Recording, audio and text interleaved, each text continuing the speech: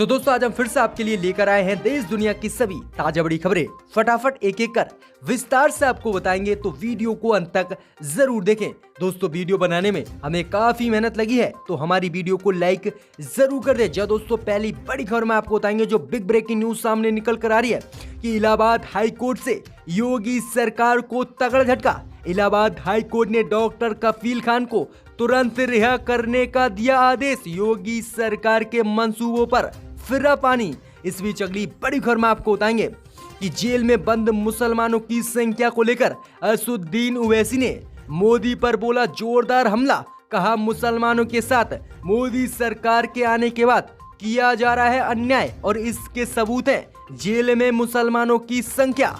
इसी बीच अगली बड़ी खबर में आपको बताएंगे जो बिग ब्रेकिंग न्यूज सामने निकल कर आ रही है कि मोदी सरकार की फिर बड़ी मुश्किलें। झड़प के बाद आज चीन ने फिर दी भारत को धमकी। कहा पेंगोल झील का विवाद तभी होगा अंत जब भारत को करना होगा चीन से युद्ध। तो बड़ा झटका चीन से मोदी सरकार को लगता हुआ दिख रहा है। इसी बीच अगली बड़ी खबर में आपको बताएंगे कि अयोध्या के महंतों ने की मोदी सरकार से हिंदू राष्ट्र घोषित करने की मांग। कहा भारतो इस्लाम मुक्त तभी हम चीन से कर पाएंगे मुकाबला। इस खबर को विस्तार से आपको बताएंगे। इसी बीच बड़ी खबर अगली बड़ी खबर में आपको बताएंगे कि दिग्विजय सिंह ने ईवीएम को लेकर मोदी सरकार पर लगाए गंभीर आरोप। कहा 2024 में अगर ईवीएम से हुआ चुनाव तो चुनाव होगा आखिरी, क्योंकि बीजेपी ईवीएम के जरिए कर रही है बड़ी धांधलेबाजी और जीत रही है चुनाव। इसे रोका जाना चाहिए, बड़ी मांग कर दी है दिग्विजय सिंह ने। इस बीच अगली बड़ी खबर में आपको बताएंगे कि चीनी भारत में घुसपैठ को लेकर मोदी सरकार पर भड़के उनके ही मंत्री सुब्रमण्यम स्वामी। कहा जिनपिंग के साथ 5 साल में 18 बार मुलाकात करी है मोदी ने, लेकिन मोदी की चीन में नहीं है बिल्कुल भी इज्जत। तो जबरदस्त हमला अपनी ही सरकार पर बोल दिया है, इसको विस्तार से आपको बताएंगे। इसी बीच अगली बड़ी खबर में आपको बताएंगे कि बीजेपी नेता कपिल मिश्रा की बहन ने कर ली है मुस्लिम व्यक्ति से शादी। भ्रामक पोस्ट फेसबुक पर जबरदस्त वायरल। इसी बीच अगली बड़ी खबर में आपको बताएंगे कि तुर्की की डील पर भड़का अमेरिका। क्या नाटो देशों के बीच छिड़ सकती है जंग। तुर्की ने जो है रूस से खरीदे हैं कई लड़ाकू विमान, लेकिन अमेरिका कर रहा है इसका विरोध, लेकिन तुर्की ने दिया है सीधा जवाब। इसी बीच अगली बड़ी खबर में आपको बताएंगे कि सिंधिया के राज्यसभा सदस्यता पर मंडरा रहा है खतरा। वहीं सिंधिया ने नामांकन के दौरान नहीं दी थी अपने ऊपर मुकदमों की हाई कोर्ट को जानकारी। अब हाई कोर्ट ने भेज दिया है नोटिस। तो दोस्तों सभी खबरों को विस्तार से आपको बताएंगे, तो वीडियो को अंत तक जरूर देखें। इसी बीच बढ़ते दोस्तों पहली खबर की ओर जो बिग ब्रेकिंग न्यूज सामने निकल कर आ रही है कि इलाहाबाद हाई कोर्ट से योगी सरकार को लगा तगड़ा झटका। इलाहाबाद हाई कोर्ट ने डॉक्टर कफील खान को तुरंत रिहा करने का दिया आदेश। दोस्तों आपको बता दें ये बिग ब्रेकिंग न्यूज सामने निकल कर आ रही है कि बीते साल मोदी सरकार द्वारा लाए गए नागरिकता संशोधन कानून का विरोध करने और भड़काऊ भाषण देने के आरोप में एनएसए के तहत जेल में बंद डॉक्टर कफील खान को इलाहाबाद हाई कोर्ट ने आज जमानत दे दी है। साथ ही इलाहाबाद हाई कोर्ट ने योगी सरकार को फटकार लगाते हुए डॉक्टर कफील खान को तुरंत रिहा करने का भी आदेश दिया है। कोर्ट ने वकील की हिरासत बढ़ाए जाने को गैर कानूनी बताया है। तो बड़ी खबर सामने निकल कर आ रही है कि डॉक्टर कफील खान को इलाहाबाद हाई कोर्ट ने रिहा करने का आदेश योगी सरकार को दे दिया। देखते योगी सरकार कब रिहा करती है डॉक्टर कफील खान को। इसी बीच बढ़ते दोस्तों अगली बड़ी खबर की ओर तो जेलों में बंद मुसलमानों की संख्या को लेकर असदुद्दीन ओवैसी ने मोदी सरकार पर बोला हमला, बताया अन्याय का एक और सबूत। दोस्तों आपको बता दें कि देश की जेलों में बंद मुसलमानों की संख्या को लेकर असदुद्दीन ओवैसी ने आज मोदी सरकार पर एक बार फिर से हमला बोला है। असदुद्दीन ओवैसी ने कहा है कि जेलों में मुस्लिम पुरुषों को पहले से ही बड़ी संख्या में कैद कर रखा गया है, लेकिन जब से मोदी सरकार आई है तब से उनकी संख्या और बढ़ गई है। असदुद्दीन ओवैसी ने नेशनल क्राइम ब्यूरो रिकॉर्ड का आंकड़ा बताते हुए बताया है। असदुद्दीन ओवैसी ने कहा कि जेलों में विचाराधीन कैदियों में मुस्लिम पुरुष सबसे ज्यादा बंद हैं। असदुद्दीन ओवैसी ने कहा कि कानून की नजर में ये लोग निर्दोष हैं, लेकिन मोदी सरकार के होने के बावजूद मुसलमानों को जो निर्दोष हैं उनको जेल में मोदी सरकार कैद करके रख रही है, जैसे निर्दोष लोगों को अंग्रेज कैद करके रखते थे। आगे असदुद्दीन ओवैसी ने कहा कि ये अन्याय का एक और सबूत भारत में है मुसलमानों के खिलाफ, लेकिन हम इसका आज सामना कर रहे हैं। तो असदुद्दीन ओवैसी ने ये बड़ा हमला मोदी सरकार पर बोला है कि मुसलमानों के साथ अब भी मोदी सरकार अन्याय कर रही है। इसी बीच पर तो दोस्तों अगली बड़ी खबर की ओर, तो मोदी सरकार की बड़ी मुश्किलें। भारत और चीन के बीच एक बार फिर से बड़ा तनाव। हिंसक झड़प के बाद आज चीन ने भारत को दे दी खुली धमकी। कहा पेंगोल झील का विवाद का तभी होगा अंत जब भारत को करना होगा चीन से युद्ध और होगी भारत की हार। दोस्तों आपको बता दें, ये बड़ी खबर सामने निकल कर आ रही है कि जून के महीने से 29 और 30 अगस्त की रात एक बार फिर से चीन के सैनिकों ने भारतीय सीमा में दाखिल होने की कोशिश की, लेकिन इस बीच भारत और चीन की सेना आमने सामने आ गई और चीन की भारत के क्षेत्र में घुसपैठ को नाकाम कर दिया। अब इसी से तिलमिलाए चीन ने भारत को खुली धमकी युद्ध की दे दी है। जी दोस्तों आपको बता दें कि चीन के सरकारी अखबार ग्लोबल टाइम्स के संपादक में कहा गया है कि भारत चीन की टक्कर में नहीं है, और अखबार के संपादक हुंग सिंजिंग ने ट्वीट कर सीधे दावा किया है कि पेंगोल झील का विवाद का अंत तभी होगा जब भारत की हार होगी, और भारत को अगर इस विवाद को सुलझाना है तो चीन से जंग करना पड़ेगा। तो सीधा इशारा चीन का भारत से जंग करने का है, और इसीलिए चीन लगातार पिछले दिनों से भारत के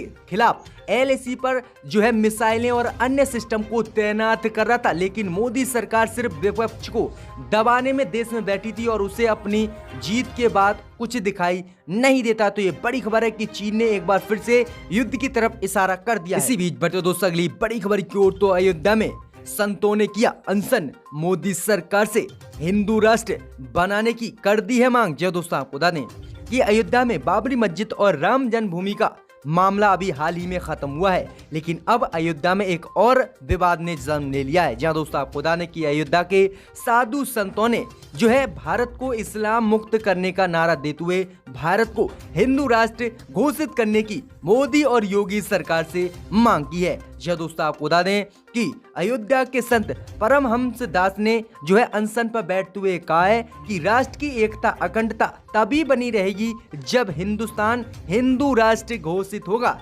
इसके लिए वह 12 अक्टूबर से आमरण अनशन भी शुरू करेंगे पूरे देश में। इससे पहले परमहंस दास ने राम मंदिर निर्माण को लेकर अनशन कर हलचल मचा दी थी। तो ये बड़ी खबर सामने निकल कर आ रही है कि अयोध्या के जो परमहंस दास हैं और अन्य साधु हैं, उन्होंने इस्लाम मुक्त भारत का नारा देते हुए मोदी सरकार से हिंदू राष्ट्र की घोषणा करने की भारत की मांग उठा दी। अब देखते हैं कि मोदी सरकार या अन्य नेता इस पर क्या जवाब देते हैं।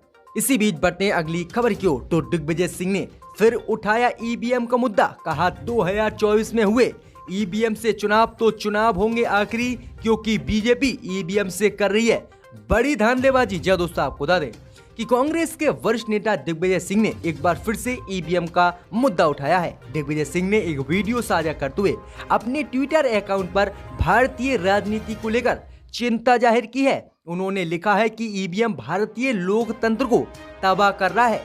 टेक्नोलॉजी के माध्यम से संसदीय चुनावों में बड़े पैमाने पर बीजेपी द्वारा EVM से धांधली की जा रही है और चुनावों को जीता जा रहा है। उन्होंने कहा है आगे कि अगर 2024 के भारतीय राजनीति का अंतिम चुनाव होगा, अगर हमने 2024 में बैलेट पेपर से चुनाव नहीं करवाए तो 2024 बीजेपी और देश की जनता के लिए अंतिम चुनाव होगा और फिर बीजेपी बिना चुनाव कराए जीत जाया करेगी, क्योंकि इससे बड़े रूप में धांधलेबाजी हो रही है। तो ये बड़ा बयान उन्होंने दिया है। अब देखते हैं कि बीजेपी इस पर क्या जवाब देती है। इसी बीच बढ़ते दोस्तों अगली बड़ी खबर की ओर, तो भारत में चीनी घुसपैठ को लेकर अपनी ही मोदी सरकार पर भड़के बीजेपी सांसद सुब्रमण्यम स्वामी।